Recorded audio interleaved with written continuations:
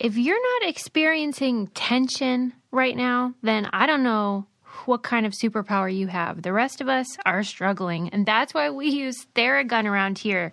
It's a handheld percussive therapy device. It releases your deepest muscle tension, of which I have a lot, and it's scientifically calibrated to combine depth, speed, and power. To try Theragun for 30 days, starting at only $199, go to Theragun.com/braincandy. That's Theragun.com/braincandy.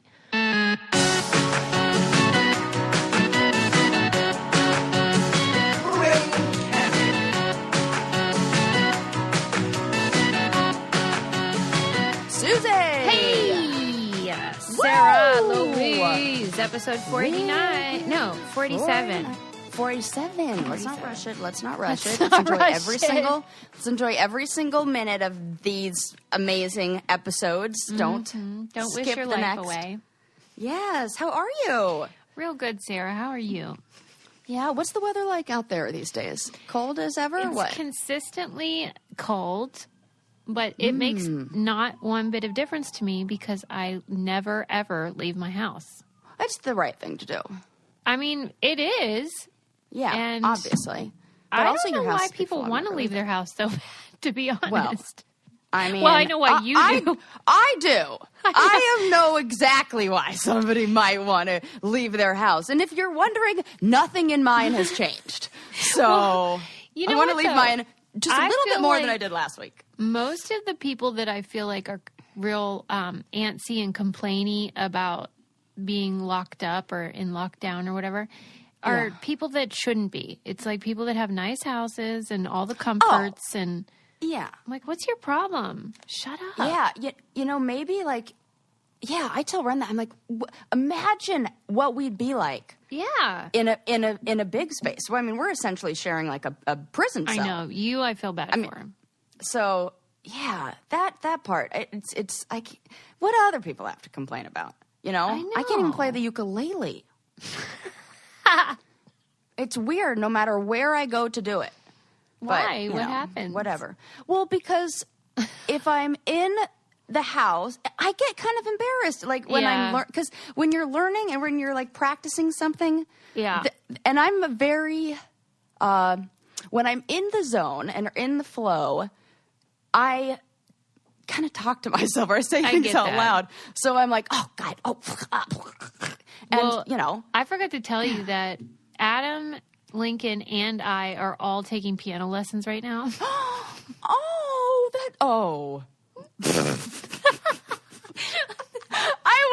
I saw the full, all the stages of parts of that. Yes. No. Tell me about that. No, it's good. It's good, and Link's doing great. And I know what you're saying, but dun dun dun dun dun dun dun dun dun dun dun dun dun dun dun dun dun. I really don't mind. Was that chopsticks? Did I close enough? That's what I was going for. I don't mind that at all. Like I find it really comforting, probably because that's what I grew up with. But I totally know what you mean about being embarrassed. And one time I was playing and Adam was like, "Oh wait, I think you're missing a note there." And I'm like, "Okay, let me just stop this right now." I do not want you to comment. I do not want you to even compliment my playing. Right. I want you to pretend like you don't even hear it. Yes.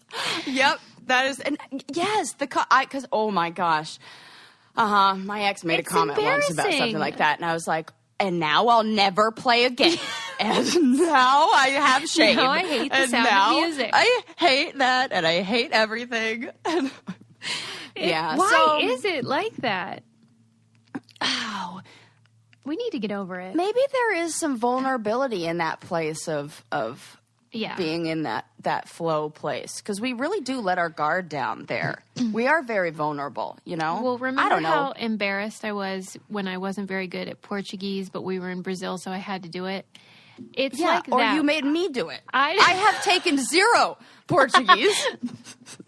I don't like Susie's like, Sarah, say, duas toalhas. Duas toalhas. I got it. I don't like doing something I'm not good at. Yeah. And I definitely don't like doing something I'm not good at in front of other people. Yeah. So Yeah. And it's that. So that. And then my only outdoor area is a balcony that is on the first floor up. It was close enough to where you were like talking at me with like regular or an air horn that you had. But, yeah, that would be like I'm serenading it's weird to work out there. It's weird to do an impromptu bat. Could you imagine I'm like on this, like playing that, and then they're like, "Shut up, you suck. Go home, ukulele." Like, I thought they really would like it. Actually, it would be like in Italy when those people would play music out of their balconies, and everyone would. Susie, you really overestimate my ukulele skills. Like, I like that you think I'm like up there with some like Italian like what would be like a maestro. Right. Like years of playing the Stradivarian. I don't even know if that's what it's called, but it sounded good. Right. Oh, gosh. But, practice makes perfect. I feel like the bar would be low, though. In my neighborhood for ukulele playing? Yeah. Yeah, given what I've heard about your neighborhood. Right. For real. And you know what? It is a step up from the fire alarms, which has been another thing that it takes place, and also the profanities of people who are struggling, who are housing insecure and I think struggling with mental illness. Would be a welcome change. Yeah, maybe I could do that. Yeah, I'll just be like having free concerts. They're very social distancing friendly because I could be up above. Yeah. You just like don't want to be in like spitting range of like me below. I don't know how that works. I don't really, but no, I'm just thinking about. I support your musicality. Yeah. Yes. All right. So what else did I want to talk to? Oh my gosh, Suze. So much that I want to talk to you about. Oh my God. I saw the best movie. Oh. Do you know what movie I'm going to talk about? Okay. Is it a documentary? It is not a documentary. Wow, there really are a lot of sirens. Very realist. I know. You hear them, right? Yes. I'm like, should I tell people that I think it adds not to in the middle of a... It's like ambient noise. Okay, yeah, it's just like background. Wait, did you say it was a documentary? It is not a documentary. I don't know then. Promising Young Woman. Okay, I've been hearing about this. Oh my God. Tell me everything. Susie, I am going to try so hard to fight back the tears here. It is so good. Okay. It is so good. Oh my gosh, it's moving? But it's like not unless you know what that's like or know people who have been through that. Oh, okay. So let me pull myself together, for Christ's sake. It is a revenge thriller about a woman whose name is Cassie. And it starts out, okay, also, spoiler alert. I'm not going to tell the ending because that's like the best part, but I am going to give details right here. So like, just buyer beware. But I don't, buyer beware. Also, I'm not going to it's so good you still have to see it. What else? And we've talked about this in past episodes, that when you talk about stuff, it actually makes it better. So you're welcome. So this character Cassie is who the story follows, and she...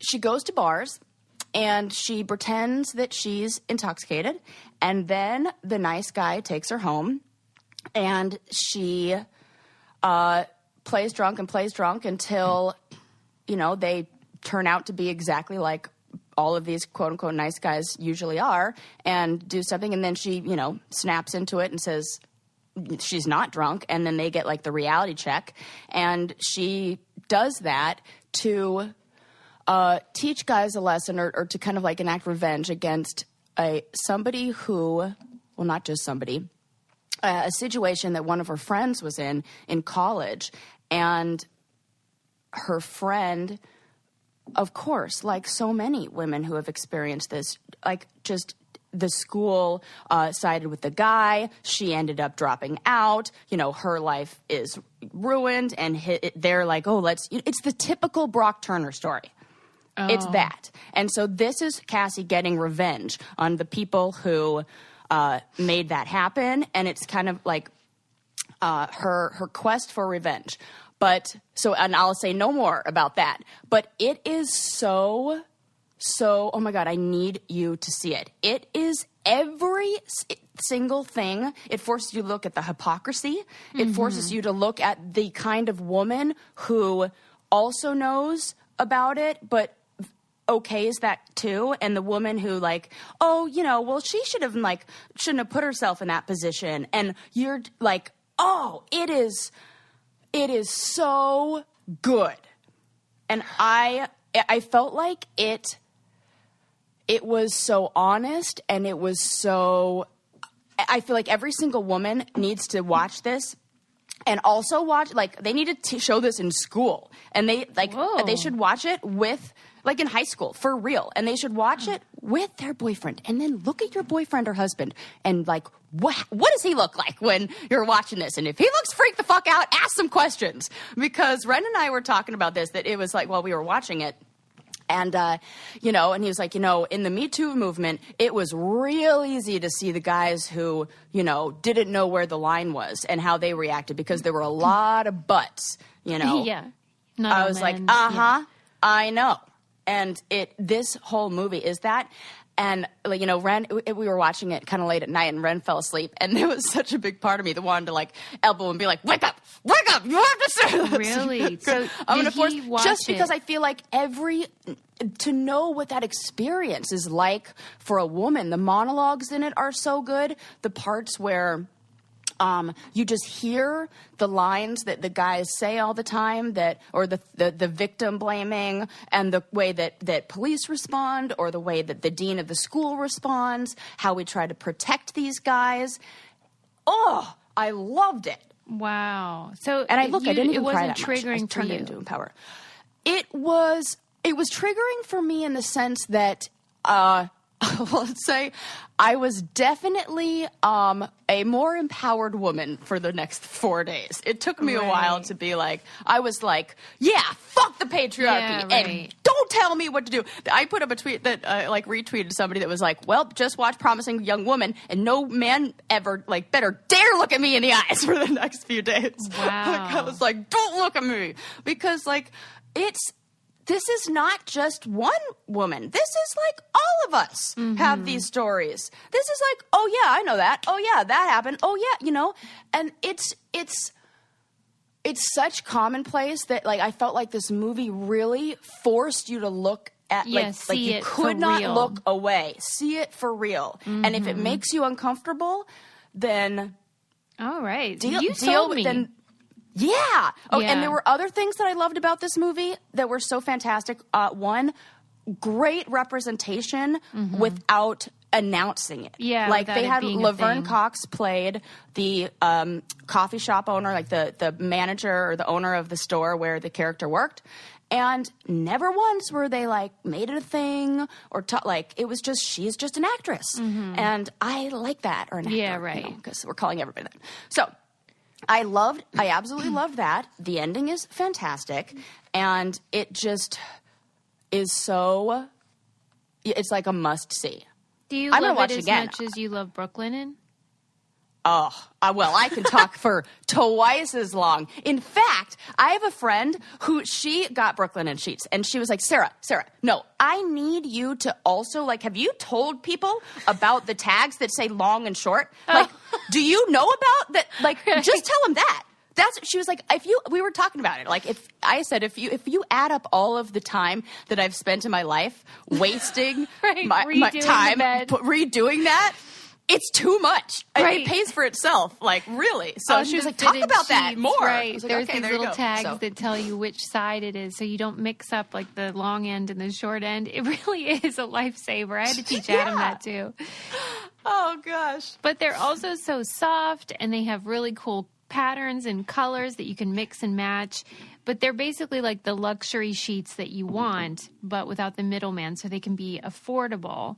And they have in addition to the bedding, they now have all the stuff for your bath too, like towels and all that jazz. So Brooklinen is such a great company if you're looking to refresh your home or your bathroom, your bedroom. It's 2021. Do something nice for yourself to start the new year. To help you do that, Brooklinen has a special offer. Go to brooklinen.com and use promo code BRAINCANDY to get $25 off when you spend $100 or more, plus free shipping. That's BROOKLINEN.com, and enter promo code BRAINCANDY to get $25 off when you spend $100 or more, plus free shipping.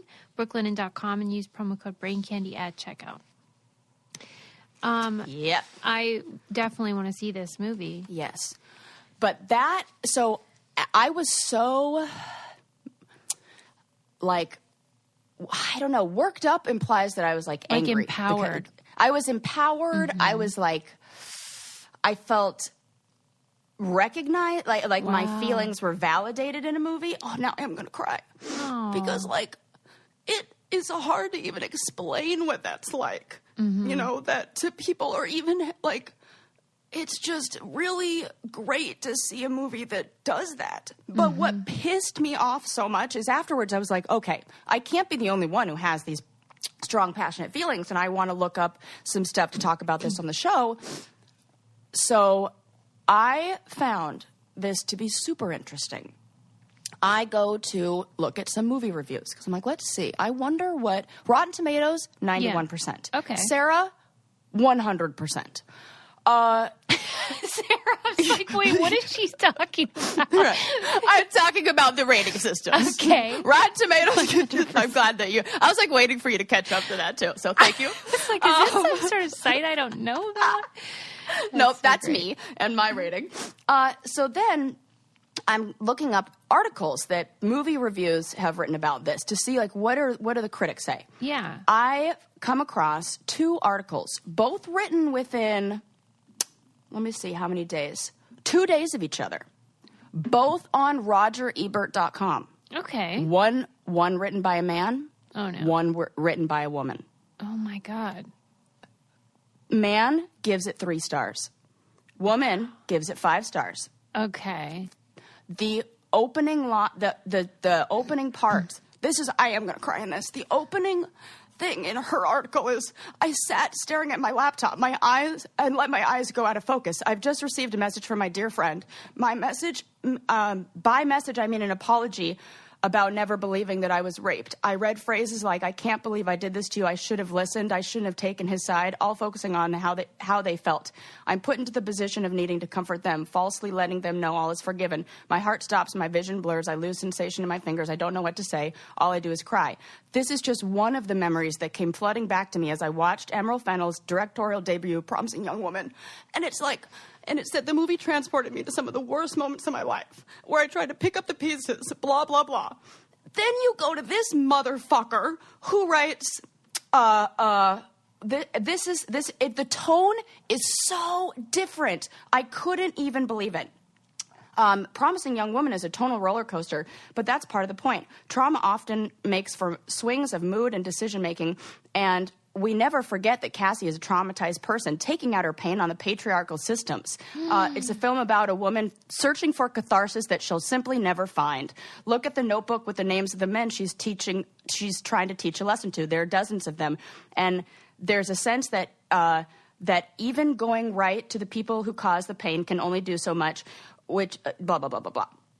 And, it was like the opposite. It says, this one, how about this?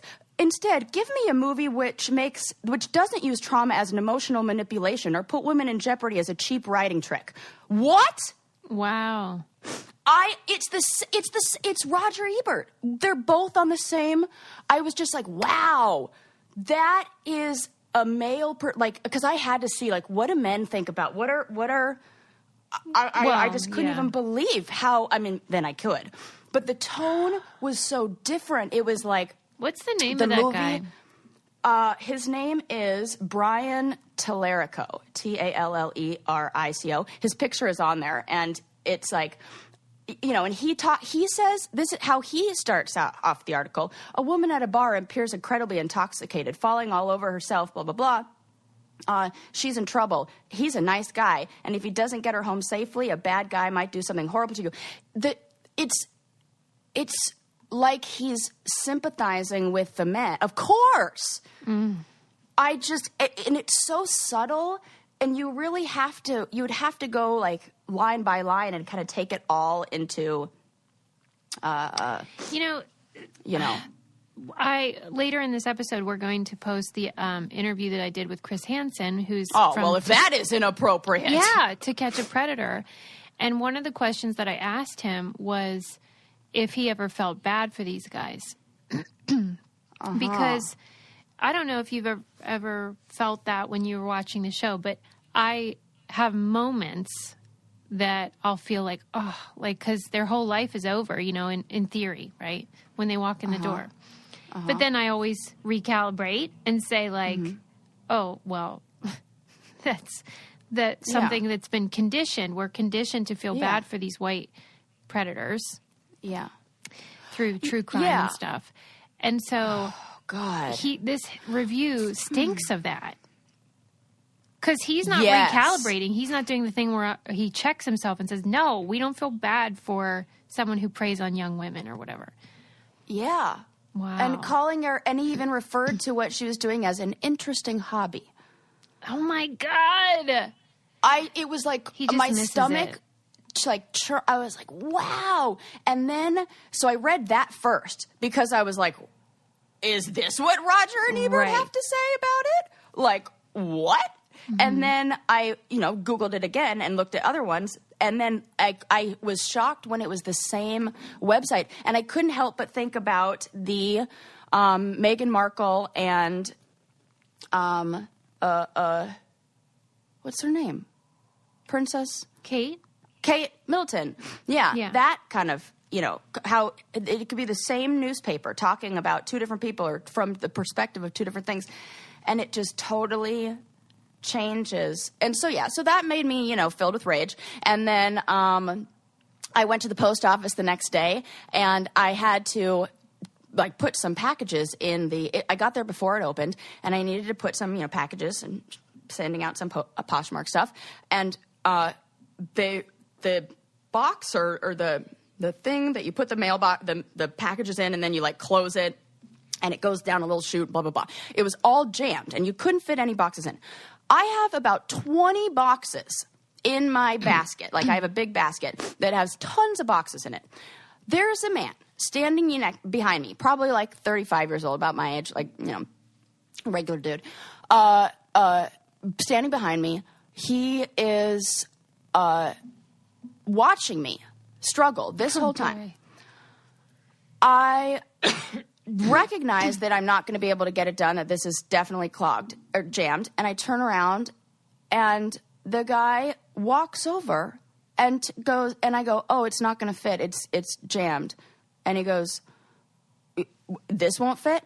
And I look at him, and I'm like, I hold up the envelope that I'm holding. That is no more, it's 4 by 8. And I was like, this didn't fit.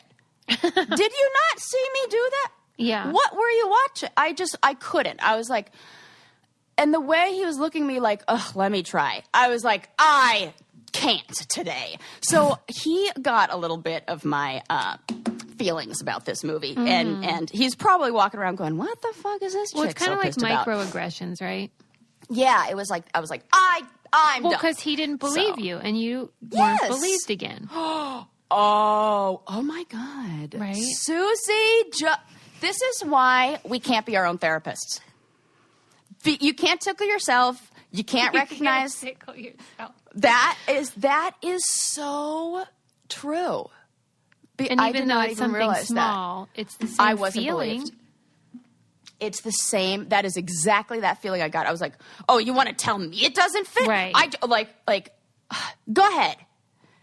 Well, one thing I hope everyone believes this about, I was talking to Sarah about this before we started, was how freaking much I love these new granola bars called Monk Pack Keto granola bars.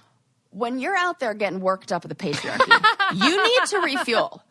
And I don't have a lot of time in between my spouting off at all these guys. You're on the go with your spouting. I'm on the go. So I need a quick snack that hits the spot and fills me up and also tastes delicious and is super healthy. Well, because seriously, I even said this to Sarah. I said, I for sure thought these were going to be gross because you know how all the healthy granola bars are gross.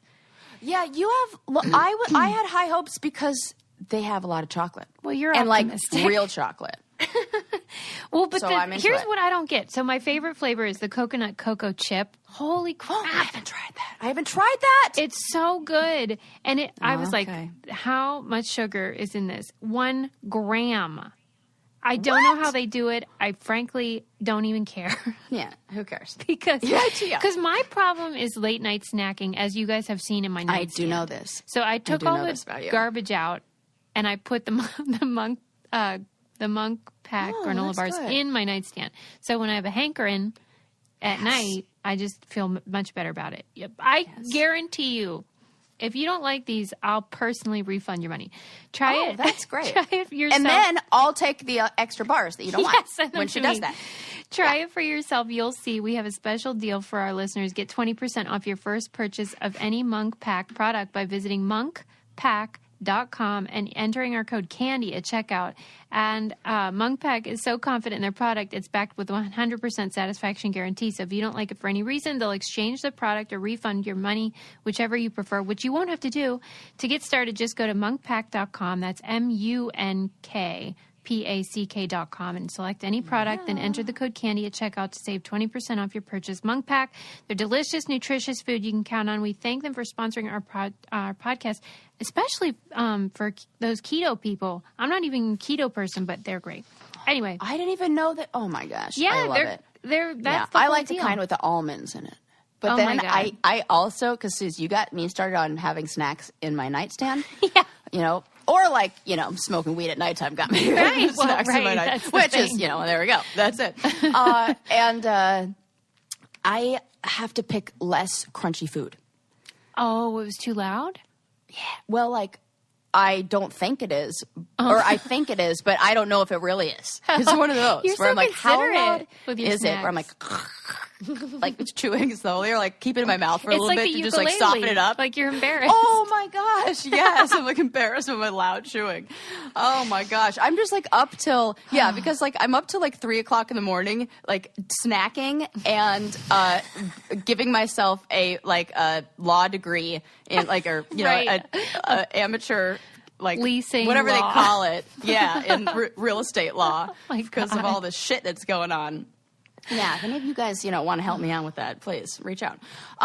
Okay, so yes, that movie is a cannot miss. Also, shout out to Mary Beth McAndrews. She is the wonderful woman who wrote that very great, fantastic, accurate, and fully, like, all-encompassing review, or I guess we can call that. Fantastic. Yeah, I just was it. And then what I'm finding is a lot of people calling it a dark comedy. Oh. I did not find it funny. Like Why would they say comedy? It was almost like there were moments where I was like, "Fuck yeah!" Like, "Oh, let's do this!" And like I felt like that excited and like good, but it wasn't like I'm laughing. And people are saying that because two of the writers, I think, or two producers are showrunners on Killing Eve, and it kind of has those vibes, I think. I've never seen that show, though, so I don't know. I see. Yeah, I think it's a tone. And so much of it, I think, can be dismissed as like, oh, it's just kind of like bubblegummy. Like, it kind of has a pop music video sort of feel, but I think that's super intentional. I don't think. I know, because I listened to the interviews to talk about the juxtaposition of the, she's supposed to be a nice girl kind of thing. Right. And then one of the other things that I thought the casting did such a great job with is all of the guys who were cast as the, shitty dudes who... Yeah. did this were comedians, stereotypical nice guys in TV shows. Like they were cast as like nice guys. Good, I'm glad. That yes, and that I was listening to an interview with the director. She's like, "Yep, that was your producer." or maybe, producer. And she's like, that was very intentional. That was like, we wanted to show that this is... That was another thing that I said to Chris Hansen that I liked about To Catch a Predator was that it showed the public that the boogeyman didn't exist, that it's your neighbor, it's your brother, it's your boyfriend, and you picture this monster, but it's just a person.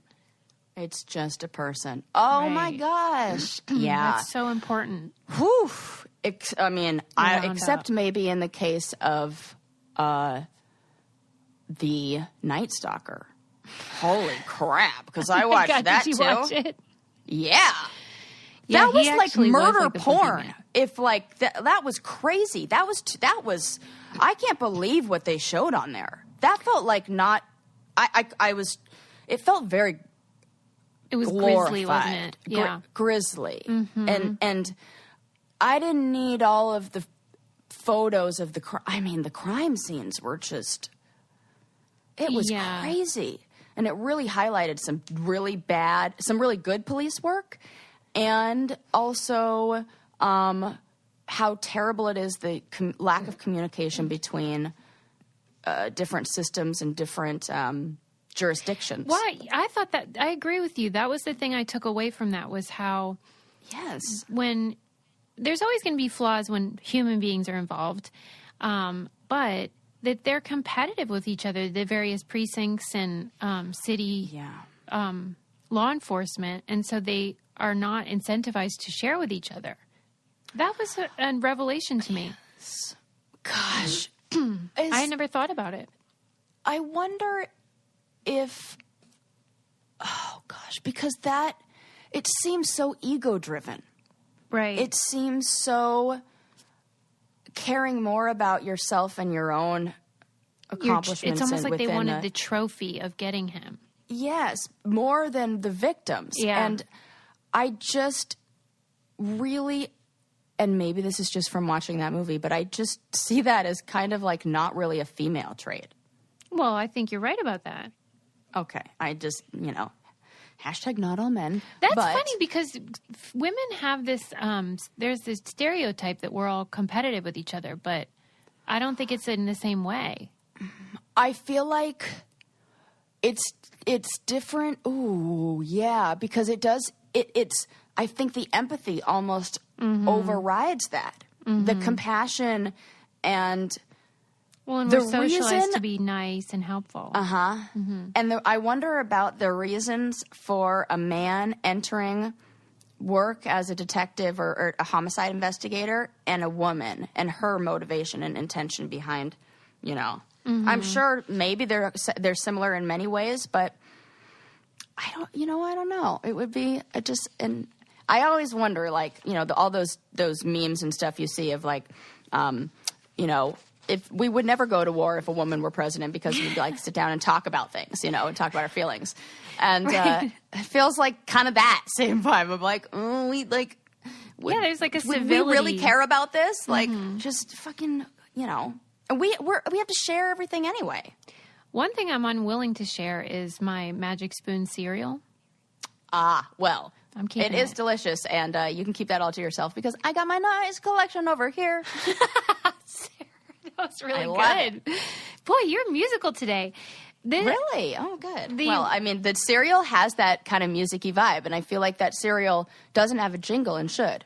Well, Magic Spoon, Magic Spoon, take it to the moon, it's Magic Spoon. Well, and it's another example, just like Monk Pack, where they're developing delicious foods that are better for you than all the sugary, gross stuff we usually eat. So I am encouraged by that because it can be hard to eat healthy. So I love anyone that's innovating ways to get me to do it. And you know what I also, what just came to my mind? If you're looking for ways to just make little changes, why not mix it and go 50-50? Right. Take your regular stuff and I'm thinking of what I do with my dog when she doesn't want to eat new stuff. I'm like, just mix it weird in, and then you'll be like, this is delicious. But you don't even have to worry because it truly is so yummy on its own. Amen to that. They have cocoa, fruity, frosted, blueberry. Oh, and I just ordered, what was it? Peanut butter and cinnamon, I think. And That's the best one. Yeah. They recommended it, and I was like, well, absolutely. It tastes amazing. Honestly, it sounds too good to be true, but it's not. Keto-friendly, gluten-free, grain-free, soy-free, low-carb, GMO-free. What more do you want? Go to magicspoon.com. Well, and a bunch of protein. Yeah, /Brain Candy. Grab a variety pack and try it today. And be sure to use our promo code Brain Candy at checkout. You'll save $5 on your order. And Magic Spoon is so confident in their product, it's backed 100%. Happiness guarantee. So if you don't like it for any reason, they'll refund your money. No questions asked.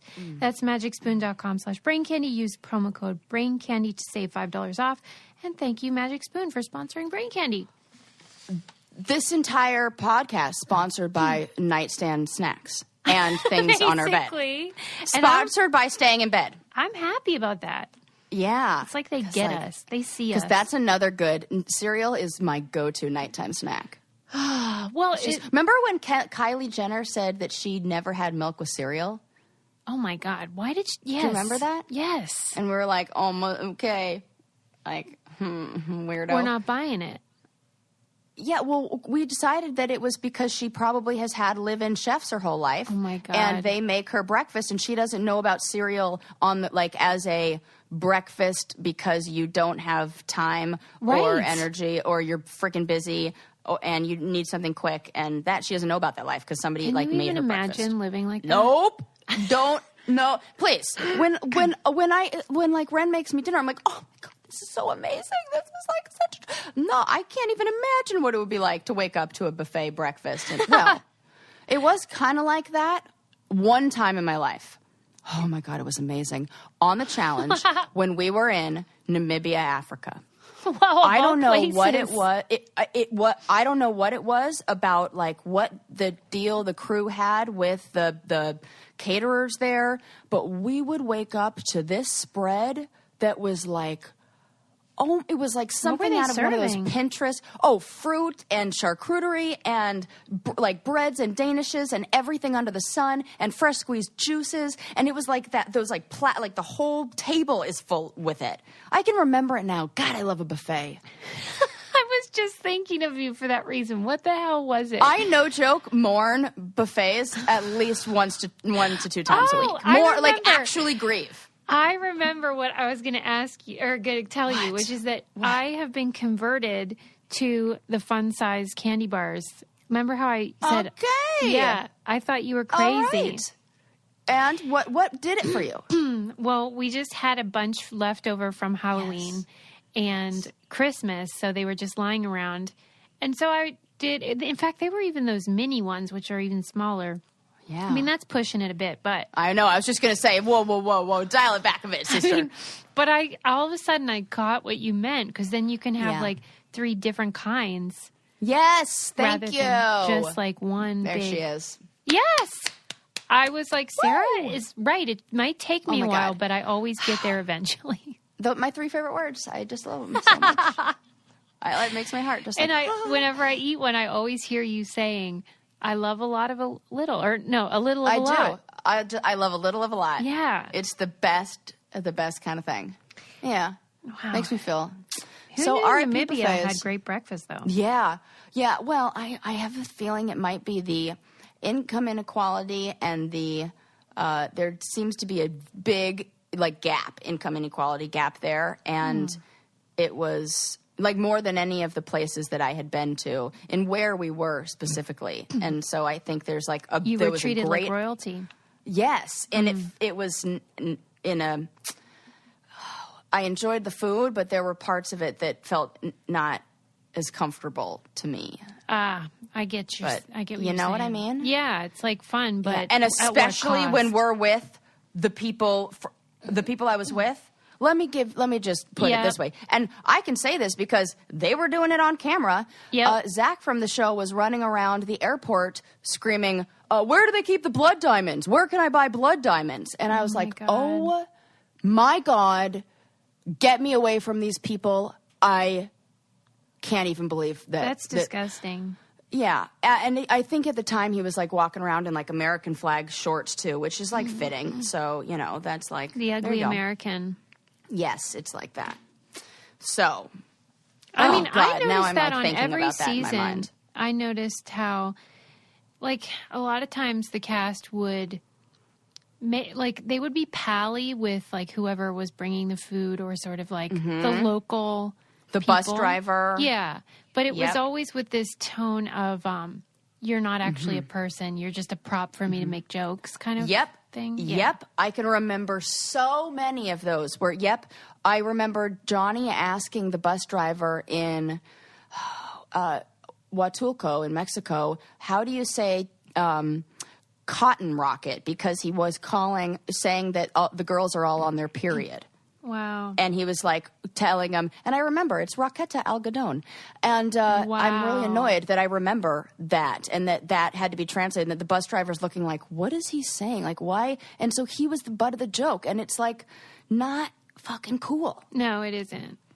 And I notice that all the time. But they do it in a way that it would be hard to call them out because it seems like they're being nice, but they're really not. Right.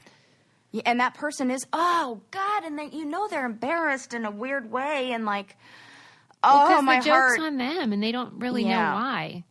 I hate that. I hate everyone. I do too. Oh, God.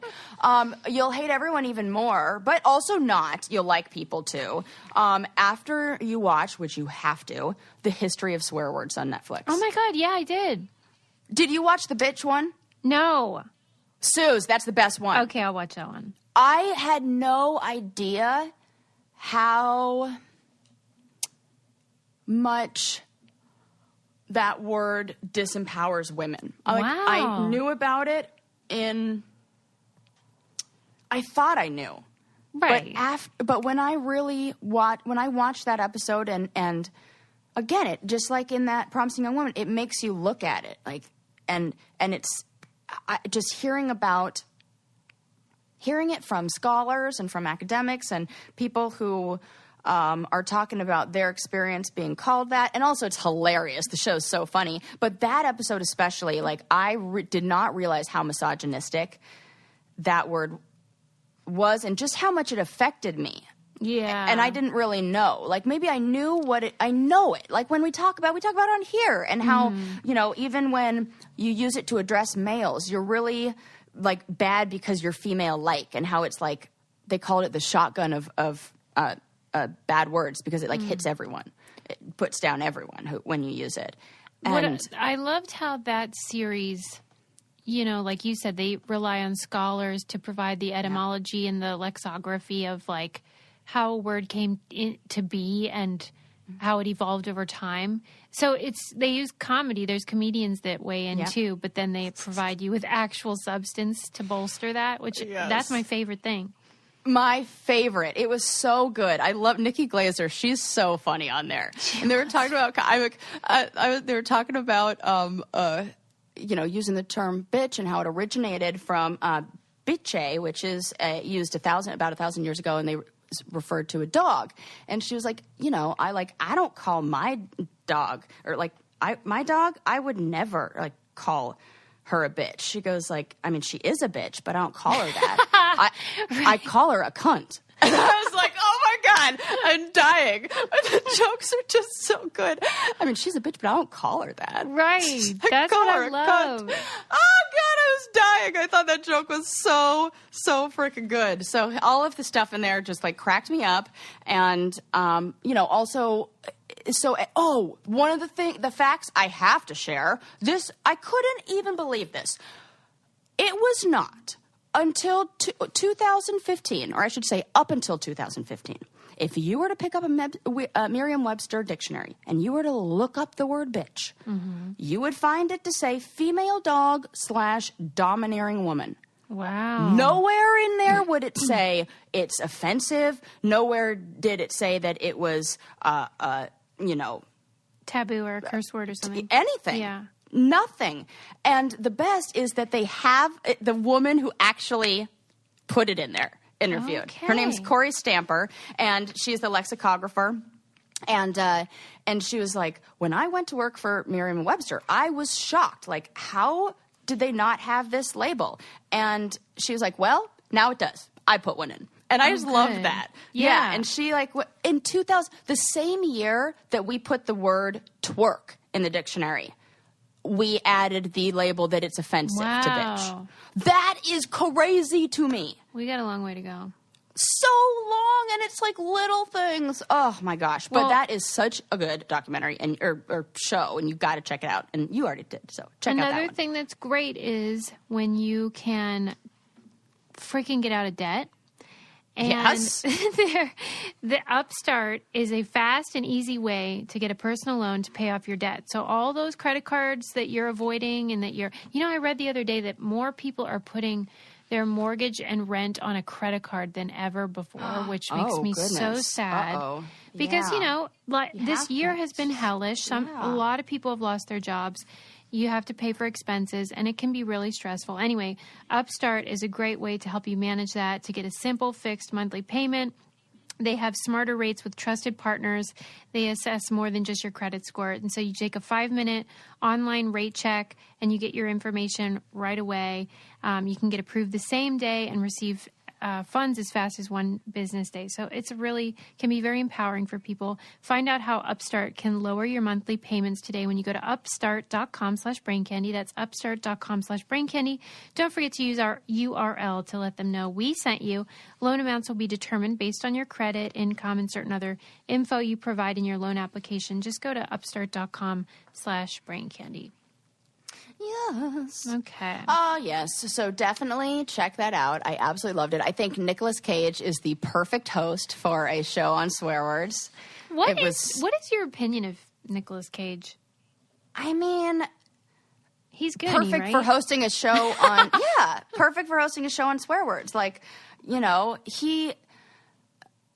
he would be fun to have as an uncle and not my favorite person to date or have as a dad. Yeah, he's a little unhinged, and it's great for entertainment.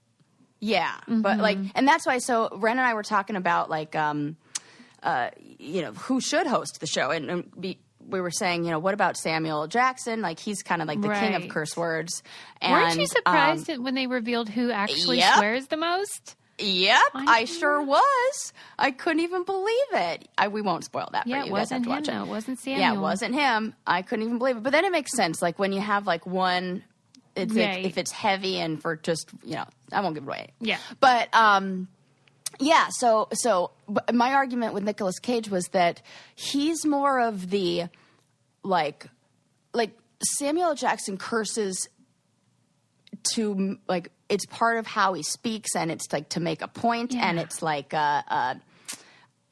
part of his. I don't even know what you call it. Nicolas Cage seems to me how about this? Samuel Jackson, his choices, it's he's making an active choice to curse. It seems like Nicolas Cage is reactive cursing. Oh. He's fuck! It's like that. Right. He's like that guy. He's not, you can't, Samuel Jackson is listen here, motherfucker. And, Nicolas Cage is a different kind of, he's that a reactive so good. curse. I love so that. It feels more reaction, more How would you describe your approach to that, though? Probably with the language a little more. My reactions are more oopsie daisy-ish kind of thing than because I don't get it seems like Nicolas Cage goes from 0 to 60 real quick. I'm a slow it takes me a while, and then I'm I'm just sad. I get sad before I get angry. Okay, so when you do swear, is it in anger or comedy? Oh no, comedy. Yeah, for sure. I don't think, or I did use one curse word and then apologize for it when I was talking to the woman about the apartment. You did. I said I said something about but it wasn't directed at her. It was to put up with this shit or put up with it. It's insane to think we're going to put up with this. Whatever I said, but something like that. Don't you think swear words are sort of silly? The silliest thing, I think we should get rid of them. It's even when I was thinking about the Nikki Glaser joke and she says the word cunt, and I was oh my God, I want to say that on here, but can I say that word? Right. And then I was who says I can't? And it's just me who has a problem with that, which, is fine, whatevs. But maybe also we would be sad if there weren't words that were sort of off color. Well, then that show does talk about why it helps us and how even if we don't use swear words. We use words that sound like swear words. Yes. And like the people who say fudge, like you're activating the same parts of your brain. Can you believe when they said that your grip strength increases by 5% if you swear? I couldn't, but I also could. I mean, that is remarkable. 5%? Here's what I need to know, though. Mm-hmm. Does it increase by 5% if you go from... Can we substitute grunting for swearing?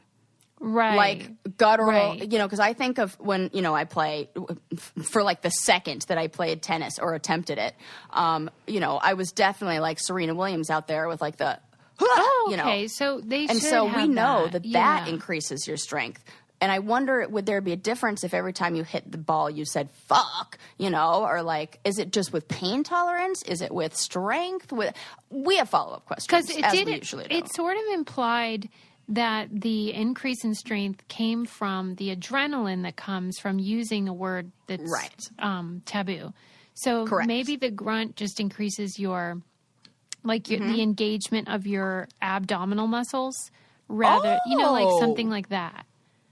Like, yes, kind of like the smiling, hold the pencil in your mouth, makes you smile, then you think you're happier. Mm-hmm. Suze. I don't know. I mean, just give us the honorary degrees. You're already a doctor, but just like I should have a PhD brilliant. in research and just like ideas. Do they have that? Can you do?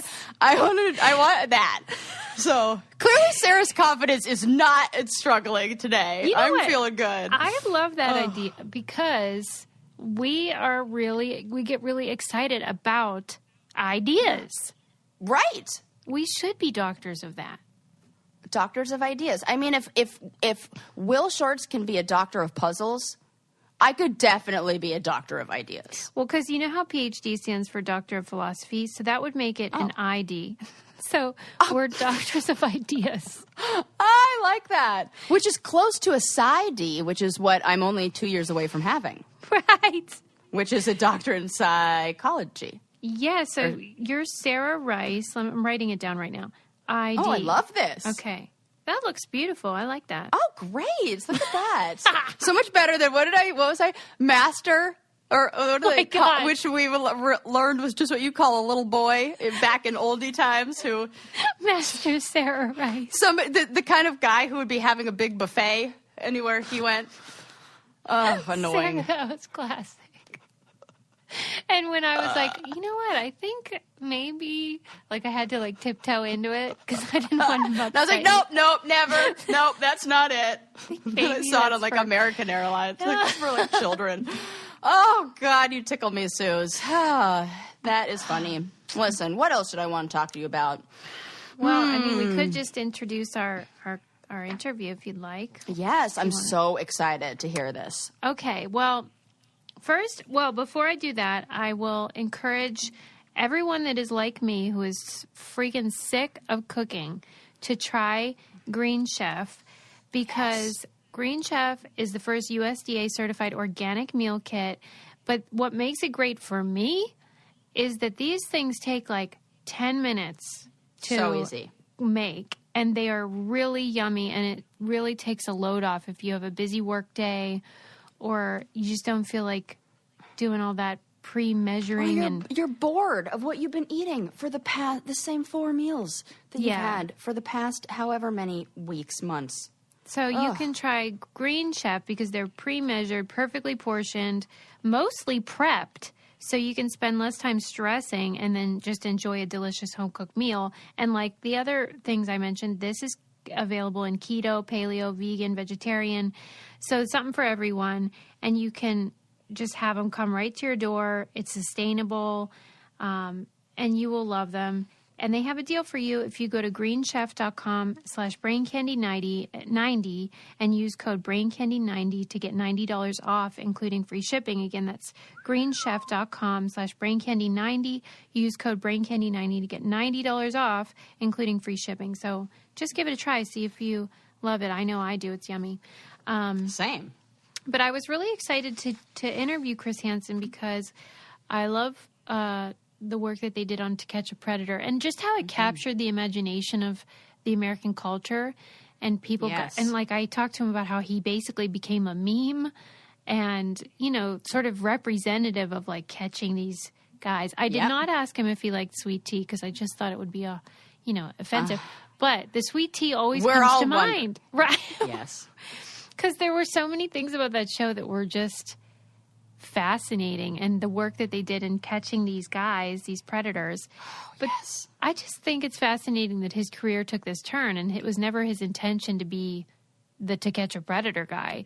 So I wanted to find out about his career.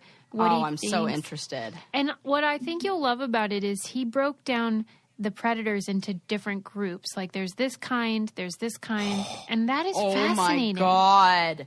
This is that, you know what? Wow, is this a full circle episode? Right.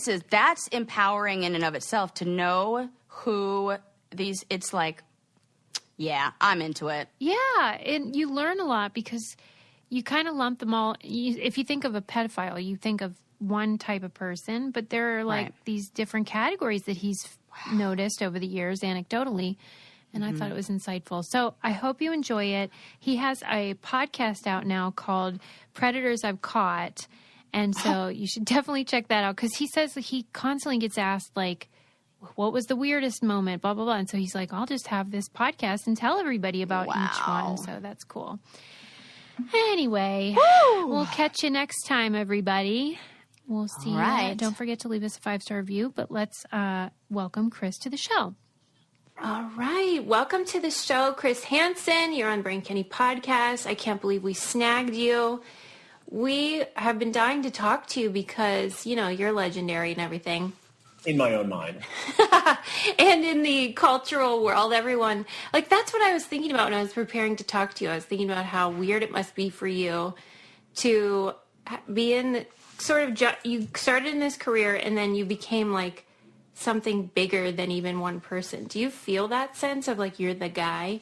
Yeah, I mean, sometimes I do. I tell you, it was funny because, I don't know, maybe 10, 11 years ago, my two oldest were still in high school. And, to them, and being on TV was just another job. I mean, they went to high school with kids whose dads were, hedge fund managers and, heads of the different federal agencies and all that stuff. And then one day South Park did a Chris Hansen To Catch a Predator spoof. And suddenly I was like the coolest dad in all of their high school. And it sort of hit me then. It's like, wow, this story has become somewhat iconic when it ends up on South Park. I've been an investigative reporter for 40 years now. And, the Predator stuff is, 5% of my portfolio. Right. But yet, it is what people know me for. And you get to a point in your career whether you say, well, I want to step away and do something else, or whether you embrace it and use it and harness the power. And that's, ultimately what I decided to do. And I think that was the right thing to do.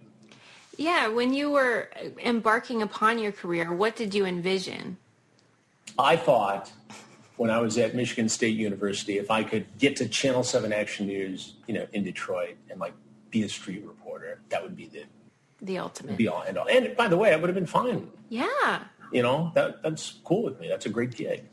And, but it didn't stop there. And I was very blessed with, some opportunities and some breaks and some really smart producers and, people who coached me through it. And because it's not an easy jump necessarily to go from local news in Detroit where I was to the network, and not just the network, but to the network news magazine where the cadence is different, the writing is different, the storytelling is different, and your presence has to step up. And, basically the way it all went down, Jeff Zucker, who was the executive producer at the time, inherited me. And there was a big mix-up in who's doing what show. And, he and some other producers took the time, Paul Greenberg and others, to say, okay, we got this kid, relatively speaking, let's mold him and let's train him. Let's make him better. And without that, I'm not here today.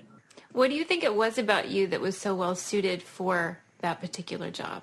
I'm too stupid to realize there's anything I cannot do. That's so great. Really? You feel like that? Like the sky's the limit? I mean, I just, I'm very blessed, in all aspects of life right now. And I feel really centered and focused on the next phase of things. So I think there's a natural sense of curiosity that I have. I think there's a natural sense of defying authority. in some ways, and not being afraid to ask the question that others may not be ready to ask. And in a deep sense of wanting to know something that nobody else knows. You know, to me, the coolest part about being a reporter in Detroit was that, you know, I worked with the undercover narcotics officers and agents. I had access to those things because I had built a trust with these people. And whether it was the mayor who begrudgingly respected me, even though I asked him difficult questions, you know, I was cool with Coleman Young, you know, and he was cool with me. Now, I almost gave him a heart attack 3 times, but we were cool, you know, and so I could walk that line between, you know, being a good reporter and honoring confidences and holding information until it was ripe and ready to be picked. And I think that served me well over the years. And it's great knowing something that nobody else knows and then telling the world about it. I mean, so I always tell my kids, it's like, you know, being in college and, you know, you do your research, then you write the paper. And that's the fun part of it. It's like being a lifetime student, you know. Do you think that they want to follow in your footsteps? They have. I have. No way. My oldest is in television production and assistant cameraman for a lot of major television productions, including some of my own. And he's doing great. He lives in Brooklyn, where all the cool kids live. And the second one is a reporter for the Fox station. Come on. In Oklahoma City. Oh my gosh. What's your secret? My kid's 8 years old. I got to start. Well, you got a lot of time. What's the secret? Well, I just, you know, I think they were exposed to a lot of things in life that, you know, other kids don't get exposed to. And, you know, they were in a household where, you know, it wasn't uncommon for the governor to be there on occasion, who is a neighbor at the time or was a neighbor at the time, FBI agents and judges and, you know, people to whom they were exposed that widened their world and made them very curious. And, you know, it's not lost on me that it's a bit of a break, you know, to have me as your dad in this business. But, you know, that can also be a curse if you don't have the fire in the belly to go do it. You're not going to make it. People ask, you know, how do you think Connor's doing? I say, he's great. He's more talented than I was at 26. But, you know, now let's just see how lucky he is, you know. Well, I imagine, too, that having watched up close your career, they know the sacrifices that you had to make, too. Absolutely. They see both sides of it. I mean, they saw the weeks away from home on a story in India or, you know, West Africa. And they also saw the fun of coming home with, you know, tchotchkes and carved elephants and stuff that, you know, not many people had. They also went with me on shoots, you know, and they spent time in the office. And there's some great old pictures of, you know, both boys, you know, at NBC with me and seeing things and doing things that most people don't get a chance to see and do. Well, some people, lesser people, would probably rest on their laurels, but you're still hustling. And like, what do you just feel compelled? Okay. You like, it's always in there. You keep staying creative. And now, is it true that you've started a podcast? We have a podcast now that is out. Episode 1 is out, and I recorded 2 and 3 just this week. Predators I've Caught. Tell me about it. It's really cool. So we go back over the hundreds of cases of guys that got arrested, surfaced in our sting operations over the years. And we just, you know, went out and did another sting just weeks ago. You know, so we're back at that too. Oh my God. And people ask, you know, what was the scariest guy? What was the most alarming guy? What was the creepiest guy? And I always say it's about a 100-way tie for first. But this is a chance. This is a chance to go back and say, okay, I'm going to take you inside this moment, and then where are they today? The rabbi, David Kay, who was so iconic, who showed up in the second Predator investigation, who ended up being convicted and sentenced to prison for, you know, almost 6 years. He's been in and out of prison 4 or 5 times now. Right. You know, the guy who famously put his sweatshirt over his head with his ball cap and said, "I don't want to be on TV, dog." He just got popped last month stealing a car from a gas station in Punta Gorda, Florida. Wow. You know, so it's allowed me to get back into this, you know, and visit some of these cases. And I think it's just, you know, it's fascinating storytelling. And I joke with the producers on this, and, you know, I say, you know, I like to do it fairly unscripted. I like to do it in chunks and have it, you know, kind of the ideas in front of me. But, you know, there's nothing I love better than the sound of my own voice. So it works out pretty well. But yeah, we're back out there. I mean, think about this. The first Predator we did investigation was in 2004. Wow. And did one in Genesee County, Michigan, near Flint, just, over the last month or so. And again, we had a guy who was a prison guard for the state of Michigan show up, a guy who worked for the state of Michigan, a guy who was an engineer, a guy who was a police officer from Lebanon. It just continues to go on and on and on. That's part of what made, I think, you're so special, is that people tend to have this idea of like the boogeyman, this scary guy. I think you did such a great job of showing that these people are your neighbors and your friends and your loved ones. And I think that nuance is so important. Well, we see it in all the investigations. We've got the new series that's rolled out on Discovery Plus on, it's called Onision in Real Life. And it's about this YouTuber, Gregory Jackson, who is, sort of like the R. Kelly of YouTube and accused of all kinds of heinous predatory behavior. And, he sort of got away with it because he was in this YouTube vessel, and people were calling attention to it. And I started to do the YouTube show, not really knowing what I was getting into. And all of a sudden, I've got 300 and some thousand, subscribers and millions of views. And so it became this thing that we started to feed, whether it was the pandemic or, the protests and the George Floyd case and all that. And so it became a thing. And as part of that, one of the investigations we did was into Onision, and we had victims on. So suddenly this has now become, a television project on Discovery Plus, and we have another one rolling out next month. And it's really, the common theme is predators that we go after. And it's shocking, the stories that exist out there, even with all the awareness and all the dialogue that, we've created over the years. Well, when you began, there, of course, was the internet, but of course, it's evolved and changed over time. Have you noticed that the way that you approach the stories and the stings have changed and evolved as well? Absolutely. I mean, think about this. So in 2004, and for the first, couple of years we did it, the only chat rooms we used were on AOL and Yahoo with our decoys. Now today we've got Kick and Skip the Games and TikTok and interactive video games where kids can be approached, and combine that with the fact that we've been in a pandemic for going on a year now where kids are spending more time online and adults themselves spending more time online and perhaps not monitoring their kids' activities.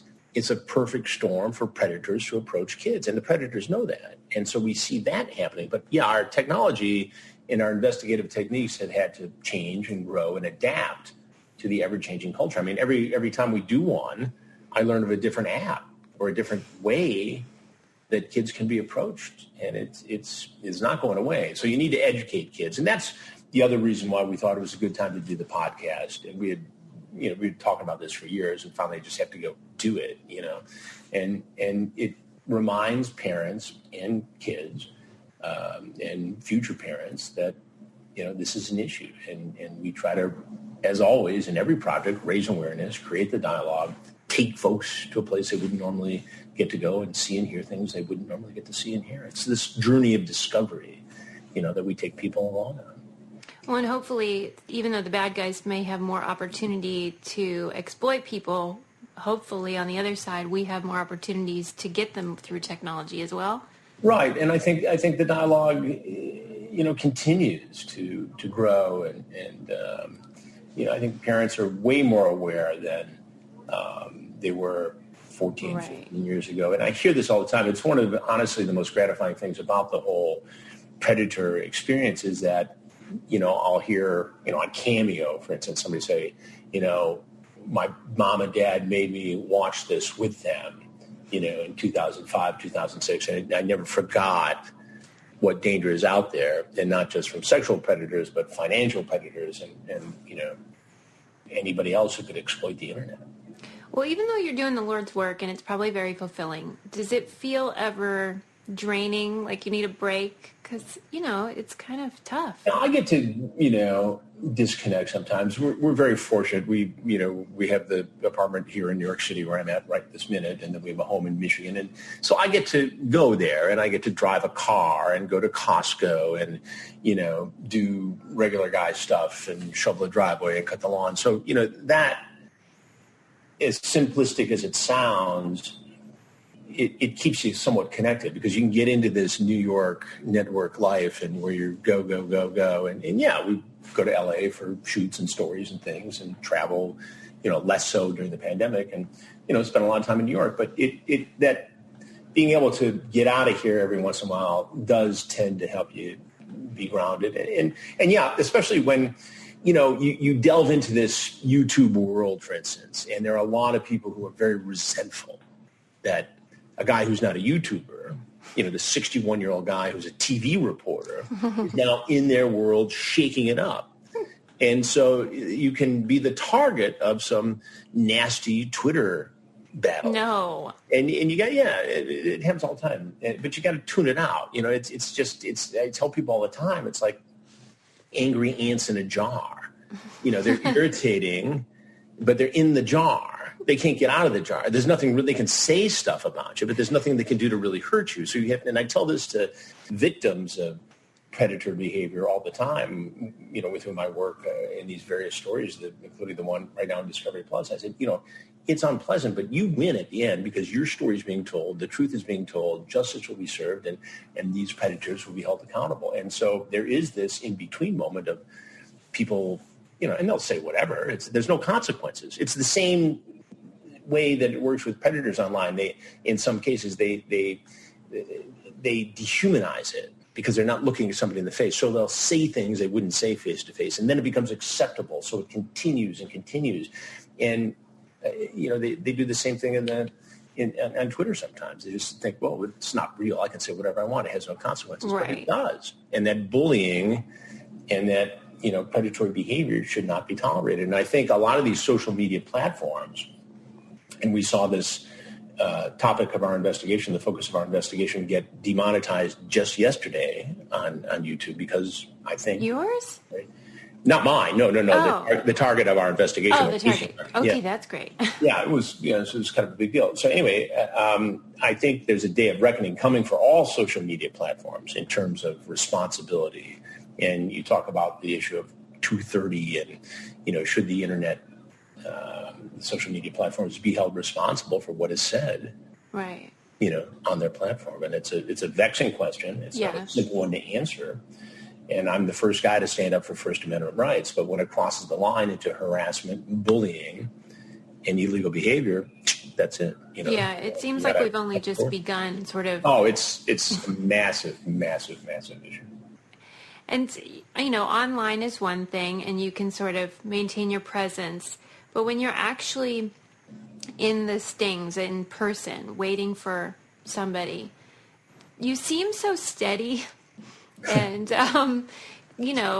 calm. And I don't know, is that accurate, or do you feel something different? Well, I think you're focused, okay. Because there's so much going on. And again, it's one of those things that probably looks more dangerous than it is, but you never want to take it for granted. It's like you're paying attention to where his hands are, to what's happening, to, where are the law enforcement agents. And each setup's different. I mean, the last one we did, we had to kind of change our normal protocol largely because of COVID. And so it was in a much more controlled environment. So there was less danger theoretically than some of them where there's more opportunity to interact with the predator. But yeah, I mean, you're just really focused. And then once the situation settles down, then you're thinking as a journalist, okay, let's get the moments, let's get inside this guy's head. I mean, anybody can jump out from behind the bushes and, create 10 seconds of dramatic television. My goal in these confrontations and all these interviews is to get inside this guy's head, figure out what it was that brought him to this situation. And by understanding the mind of a criminal or a predator and combining that with the voice of a victim, I think we can prevent other people from becoming victims. And that's kind of my mantra on all of this stuff. When doing that, Do you feel like you've learned a lot about human behavior and the way human psychology? Yeah, tell me. Well, I'm not, again, I joke with people, I'm not a therapist. I just play one on TV. But I do think that these guys break down into 3 different categories. There's the hardcore offender who would be doing this with or without the internet, right. Playground, the bad little league coach, whatever, scoutmaster. And then there's a younger group of guys who are socially inept, striking out left and right, and this is their chance to prey upon somebody vulnerable and actually have this first, intimate sexual encounter. And those guys can probably be, given probation and monitored and, say you're going to get locked up if you do it again. And some of these guys can, not do it again. And then there's this more difficult to understand group in the middle, guys who, have a predilection for it perhaps, but wouldn't be doing it without the internet, the 24-hour access, the anonymity and the addictive nature of it. And these are the guys who, toy with it, say things online they wouldn't say in person, and suddenly they cross this line between fantasy and reality and they're knocking on our door. And that's the majority, honestly. Wow. Do you ever feel sorry for them? Sometimes. Yeah. Sometimes. And in the younger cases, the last, we're putting together a new TV series on the whole with the predator investigations, but we have them out on the YouTube channel. I have a seat with Chris Hansen right now, and the latest episode involves a guy who's 18, and so you ask yourself, do you put this guy on? Mm-hmm. Is he too young? The target girl decoy was posing as a 14, 15-year-old. And you could argue in one sense that there are high school relationships where somebody just turned 18 and somebody's about to turn 16. And what's the difference? Well, the difference is that this guy went online, knew somebody was underage, and went there specifically to have illegal sex with this girl. In the meantime, if you look at his background, he's got a history of S&M and all kinds of other things. He brought things with him that were that raised questions, and then you find out that he's a babysitter. Oh Lord! I mean, you have to weigh all that stuff in. We didn't just bust somebody who was dating somebody who was younger in high school. This wasn't a date. Right. This was a solicitation online, and then you ask yourself, okay, does an 18-year-old pose any less danger than a 28-year-old? Right? And what if it wasn't a sting? What if we weren't there and a girl was? What would happen? Right. And is that going to be the first sexual relationship she has in her life? And how's that going to damage and impact her forever? So those all weigh into it. And then once you process all that, you tend to feel a little less sorry because it surfaces in the investigation. And so you do this, and then you're done work for the day. Are you able to compartmentalize, or does it kind of linger?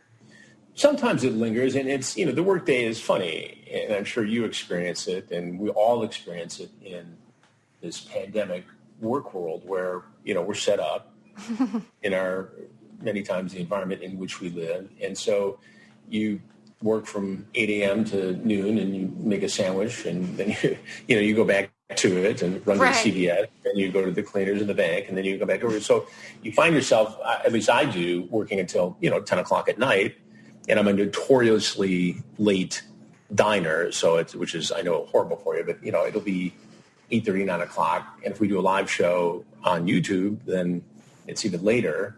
And so, you're scraping around making making a steak at, 10 o'clock at night, which probably isn't the best thing for you. But, yeah, I disconnect. I'm pretty good at that. I have right. my You've routine. been doing this for a minute. Yeah, I mean, you can't, you have to, otherwise you're just one-dimensional if you don't have other things going on.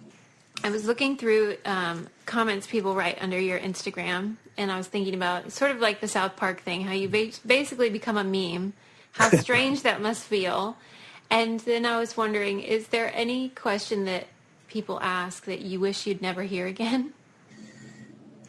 No, I mean, look, when you're a public figure, that's what you're for, and I think, I think people do like to know a little bit about your personality, and they like to know about Gabrielle, and they see pictures of the kids, all of them, And so they get a slice of, what is a regular family life as much as, you can be if you're me. And I guess the question is, the most asked question would be, what is the blank predator, the strangest, the scariest, the right. most clever? And people ask personal questions too. And I try to engage. It's impossible to do, to answer every question. Yeah. But and I found that, I started doing the cameo thing a year or so ago, and what a great way of fan engagement. Yeah, people love it. Yeah. I'm just saying, I have found no other way to engage with followers or fans than that. And you end up, getting some very personal requests, somebody who's ill or might even be in the last stage of life. And suddenly you have this sense of responsibility. This just isn't, telling a joke or making somebody laugh. This is that's so important special. Here, and it's been an interesting experience for me to when they feel like you're their friend or, someone they can trust. They're watching you for, going on 40 years. Yeah, you've been in our living rooms. I know. I mean, that's my favorite honor. one is my dog can only sleep if we have, one of your shows on because your voice soothes him or something like that. Now that is high praise. My God. I do you that favor. I hope I'm not putting everybody to sleep with my voice. Pay attention. But I asked our listeners if they had questions. Can I ask you one or two? Absolutely, sure. Okay. By the way, people are bonkers for you, as you, I'm sure, know. I mean, they just adore you. Wendy would like to know if you've ever caught any female predators. That's an excellent question. And the answer is no.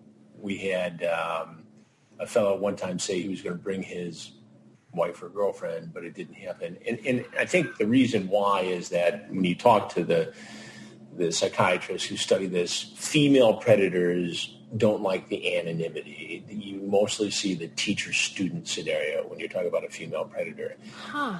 Male predators do like the anonymity and the conquest and the thrill of meeting somebody for the first time. So, it's been predominantly male. Wow. I mean, all male, not predominantly, all male. We've never seen one a female show up. Now, there have been cases, obviously, and I read about one in the book I put out several years ago, but we've never seen it. Tiffany wants to know, after all these episodes, can you spot the bad guys out in the wild just by intuition? It's funny because the kids will say every once in a while, it's like, oh, check that guy out over there. I'm surprised he hasn't been in one of your shows. And not really. I mean, no more than any other, JP character you might see, walking around and on any given day in New York City or anywhere else. You don't think you have like a fine-tuned a sixth sense? Yeah. You could. I tell you one interesting story. I was in Thailand on a unrelated story to the whole predator thing, where it was a murder story, and we're at the hotel at Chiang Mai or Chiang Rai, I forget which, and I'm in the elevator, and an American gets on with an Asian young woman who clearly is underage, and he sees me, and he recognizes me, and you can see the sweat pour down off his forehead, and I kind of look at him, and I give him that. No, I understand what's going on here, and I'm processing it as it's happening too. So I didn't intervene, but he thought he was in for it. Oh my gosh, I wish. Citizen's arrest. Yeah. Okay. A lot of people want to know if you ever have the urge to beat the hell out of these people. I get asked that a lot. Yeah. Some of them, you as a parent, it gets you, and some of them are so arrogant and so, in denial and right. wanting to blame you for their issue. It's like, dude, you're the one who came here, right? This is not entrapment by any definition. They're gaslighting you. Or ethically, it's you're here, and I've got the transcript. And so, you can try and EBD all you want, but, oh my God. Pretty black and white. I have anxiety just thinking about being in that. Okay. We ask one last thing of each person that comes on the show, which is, if you have a car, what do you keep in the trunk of your car? Well, for me, I have a bulletproof vest. Oh my God.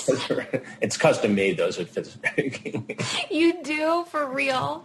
Not for everyday use. I have one for the Predators things, but that's just where it lives, in the trunk of the car. Oh my God. So, I can honestly say nobody's ever said that before on this show. Anything else in there? Yeah, there's a emergency kit and probably some beef jerky or something. Well, thank you so much for coming on. Thank you. Thanks for having me. I'll have everyone check out Predators I've Caught and all the other good stuff you have cooking. Thank you so much. Thank you. Take care. Did you know that everyone has an aura? Do you know what color your aura is? Maybe you have a fiery red personality or a quiet and calm blue or green. You could be an organized and methodical yellow or an explosive purple. Come join me, Mystic Michaela, on my podcast, Know Your Aura, to find out all about how your personality can be explained in colors.